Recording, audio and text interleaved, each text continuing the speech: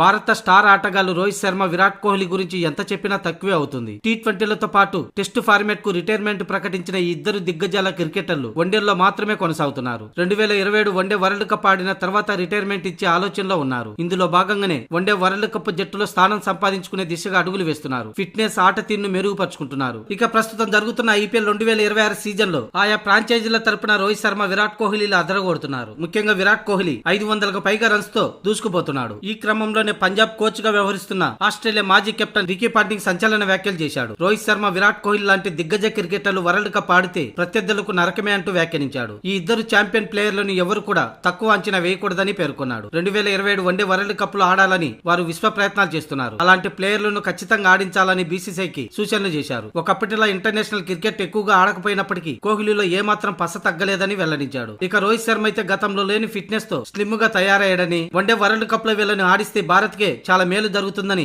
ముఖ్యంగా ఇలాంటి ప్లేయర్లను కలిగి ఉండడం టీమిండియా అదృష్టమని అన్నాడు. కాగా ఈ మధ్య ఆఫ్ఘనిస్తాన్ తో 3 వన్డేల సిరీస్ కోసం టీమిండియా స్క్వాడ్ ను ప్రకటించింది. అందులో రోహిత్ శర్మ, విరాట్ కోహ్లీల పేర్లు ఉండడంతో 2027 వన్డే వరల్డ్ కప్ లో ఇద్దరు ఆడడం ఖాయంగా కనిపిస్తుంది.